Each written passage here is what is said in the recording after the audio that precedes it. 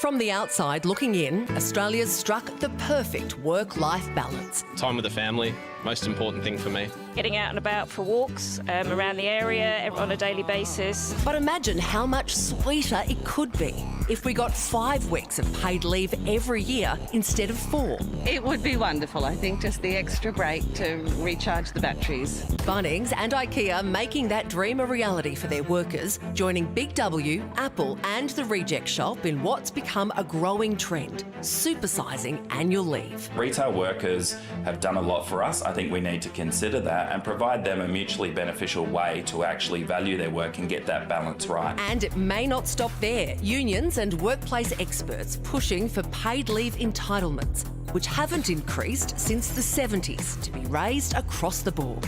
My organisation gives us 5 weeks of annual leave, so why not them? So they can come to work, concentrate and focus on work, and then leave the workplace and go on and take care of what are often very complex personal lives these days. But some small businesses say they'll be left to pick up the tab. Yeah, look, extra paid leave is a lovely idea, but who pays for it? It's the small business owners of Australia who are already working longer hours than ever before. Who's going to cover those shifts? Who's going to cover those rosters? We know that if they have a good relationship with their employer and are able to juggle their lives, and if employers are supportive of that, they turn up healthy, happy, motivated, they're more likely to stay. I don't know, I think more than 4 weeks might be a little bit too much. Around the world, annual leave entitlements vary wildly. Countries like Algeria, Bahrain and Peru lead the charge with 30 days, while progressive European countries such as Sweden and France provide workers with 25 paid days off. At the other end of the scale, Japanese workers get just 10 days. In Singapore, you get 7.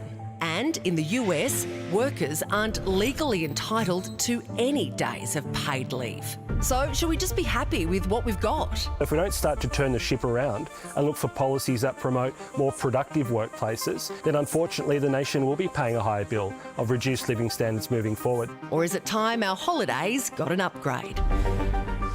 You know, this is going to sound very anti-populist, but I feel like 5 weeks holiday. You know what? Rather than an extra week of holiday, I would rather less time each week. Does that make sense? Like a shorter work week, rather than a whole. Like I don't want a chunk. Are you arguing against more holidays? Well, because here's the thing: when you have an extra week of holidays, you got to go see your family and you got to go do stuff. You know what I mean? You don't have to. Well, you feel compelled to do stuff. You can make your own choices, Well, Michael. you're not in my family. Whereas, like, what I would actually like is like an extra hour or two each week, or maybe half a day each week, where I'm like, I don't have to do anything. But in this kind of digital world, is that even realistic? Because I reckon the argument for extra leave is that work increasingly is just grabbing bits of time from you in your own personal time. Well, you work a lot harder than I do, Hamish, so... Oh, I reply to work emails. Exactly, I refuse to. I only work 2 days a week. What do I care? I'm fine. How much has Australia changed in 50 years, right? I mean, there's a lot of two-parent working families that, have to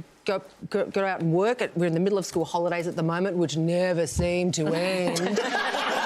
You need to kind of work out where's the best place to use your leave. Like, I use my leave during school holidays. Yeah, and a lot of places, will compulsorily shut down over those 2 weeks. So there's 2 weeks gone that you got to take. So you can't have those then to use at the times that you want during the year. We'll get back to working stuff.